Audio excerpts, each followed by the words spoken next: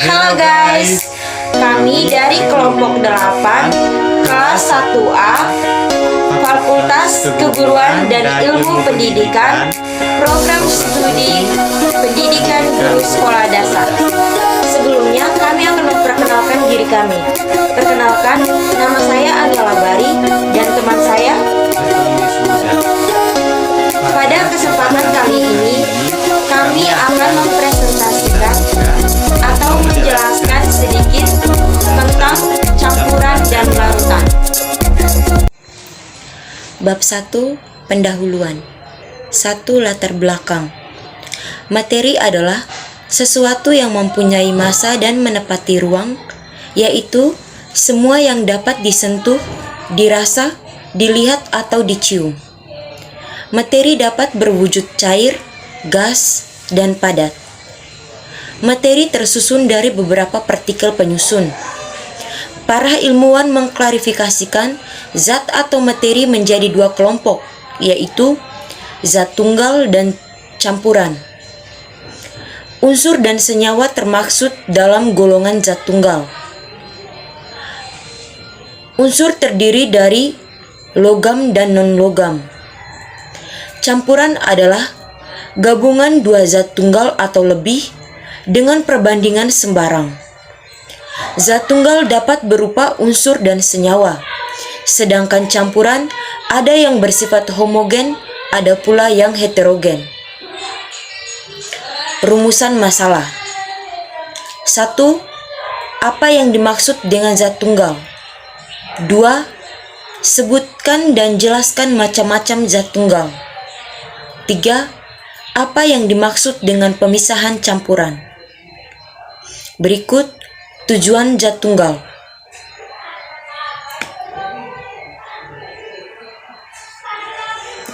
1. Mengetahui pengertian zat tunggal. 2. Mengetahui penjelasan dan bagian-bagian zat tunggal. 3. Mengetahui pengertian pemisahan campuran. Bab 2. Pembahasan. A. Zat tunggal. Zat tunggal atau zat murni adalah materi yang hanya terdiri atas satu jenis materi sehingga dinamakan tunggal. Disebut sebagai zat murni karena zat ini terdiri atas atom-atom dengan jenis kimiawi yang sama. Contohnya oksigen, air, besi, dan sebagainya. Zat murni terdiri dari unsur dan senyawa. 1. Unsur. Unsur adalah zat tunggal atau zat murni yang tidak dapat diuraikan lagi menjadi zat yang lebih sederhana melalui reaksi kimia. Beberapa ilmuwan kimia telah menemukan lebih dari 100 macam unsur yang ada di bumi. Berikut jenis-jenis unsur. Berdasarkan sistem periodiknya, unsur dikelompokkan menjadi 3 jenis, yaitu unsur logam, semilogam, dan non-logam. A. Unsur logam. Unsur logam memiliki beberapa sifat khusus, yaitu berwujud padat, berwarna putih mengkilap, penghantar listrik yang baik, mempunyai titik didih atau titik leleh yang tinggi, serta dapat dibentuk menjadi lempengan atau lembaran.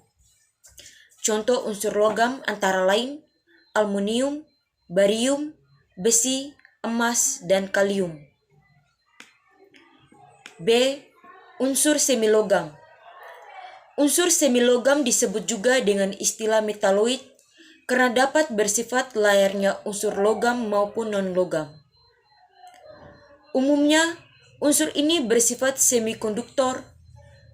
Jadi, saat suhu rendah, unsur ini tidak dapat menghantarkan listrik dengan baik atau isolator, sedangkan saat suhu tinggi, unsur ini dapat menghantarkan listrik dengan baik atau konduktor. Unsur semilogam berwujud padat, namun teksturnya lebih rapuh dibandingkan unsur logam, serta berwarna abu-abu mengkilap atau keperakan.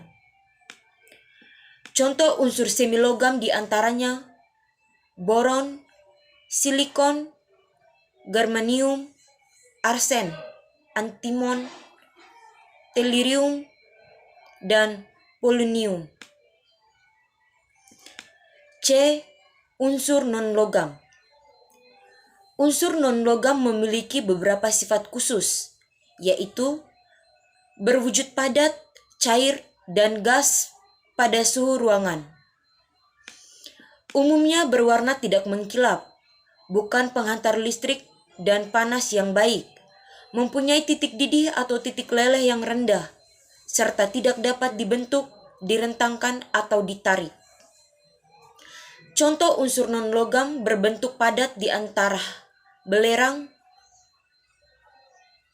karbon, silikon, dan iodin.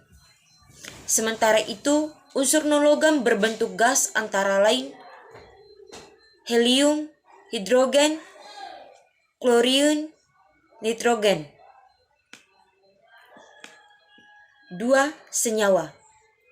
Gabungan dua unsur atau lebih melalui reaksi kimia disebut dengan senyawa. Oleh karena itu, dapat diartikan senyawa adalah suatu zat tunggal yang dapat diuraikan menjadi zat-zat lain yang lebih sederhana melalui reaksi kimia. Contoh senyawa yang sering kita jumpai dalam kehidupan sehari-hari adalah air. Air merupakan gabungan dari unsur hidrogen dan oksigen dengan rumus kimianya yaitu H2O. Melalui reaksi kimia, air dapat diuraikan kembali menjadi hidrogen dan oksigen. Meskipun pada tekanan atmosfer, hidrogen dan oksigen sama-sama berwujud gas, tapi saat mereka bersatu dan saling mengikat, wujudnya dapat berubah menjadi cair. Berikut jenis-jenis senyawa. Berdasarkan asal pembentukannya, senyawa digolongkan menjadi dua jenis, yaitu senyawa organik dan senyawa anorganik. A. Senyawa organik. Senyawa organik berasal dari makhluk hidup atau dari proses fotosintesis. Senyawa ini terdiri dari unsur karbon sebagai rangkaian utamanya. Sifat senyawa organik tidak mudah larut dalam air, namun akan larut jika dicampur dengan pelarut yang sifatnya organik juga. Selain itu, akibat unsur pembentukannya yang berupa karbon, senyawa organik cenderung akan mudah terbakar. Contoh senyawa organik antara lain gula, alkohol, urea. B. Senyawa anorganik. Senyawa anorganik berasal dari sumber daya mineral yang terdapat di bumi. Senyawa ini memiliki titik didih atau titik leleh yang relatif tinggi dibandingkan dengan senyawa organik. Senyawa anorganik memiliki sifat mudah larut dalam air dan cenderung tidak mudah terbakar. Contoh senyawa anorganik yaitu air, garam, karbon dioksida, dan masih banyak lagi. 3. Campuran. Campuran adalah suatu zat yang terbuat dari gabungan dua atau lebih zat yang berbeda tanpa melalui reaksi kimia. Gabungan zat-zat ini bisa berupa senyawa dengan senyawa, unsur dengan unsur, atau senyawa dengan unsur. Namun, zat tersebut tidak dapat bersatu secara kimiawi karena masih mempertahankan sifat aslinya. Berikut jenis-jenis campuran. Campuran digolongkan menjadi dua jenis, yaitu campuran homogen dan heterogen. Berikut masing-masing penjelasannya. A. Campuran homogen. Campuran homogen terjadi apabila seluruh materi penyusun campuran itu tidak dapat dibedakan lagi antara satu dengan yang lainnya. Tapi, sifat dari masing-masing materi penyusunan masih dapat terlihat. Contohnya, campuran air dengan susu bubuk coklat. Saat kamu mencampurkan kedua zat tersebut, air dan susu bubuk coklat telah bercampur menjadi cairan berwarna coklat.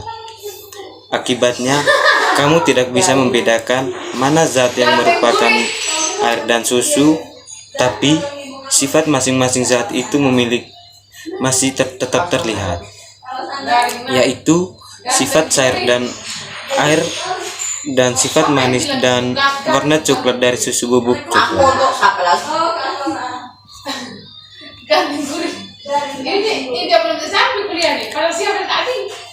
B. Campuran heterogen.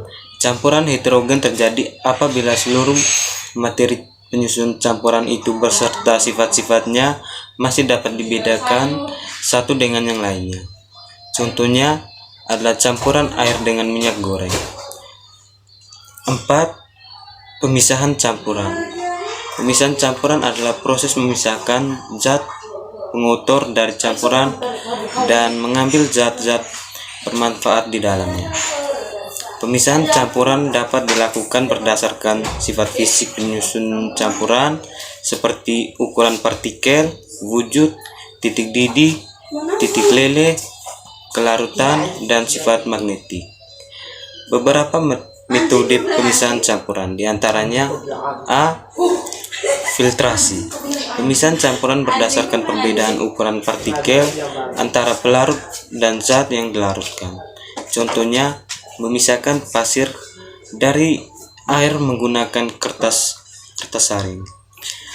B. Destilasi. Pemisahan campuran berdasarkan perbedaan tingkat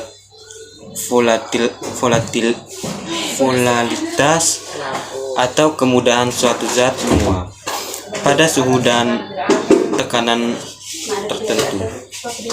C. Absorpsi. Pemisahan campuran untuk membersihkan bahan dari pengotornya dengan menarik bahan pengabsorpsi secara kuat. D.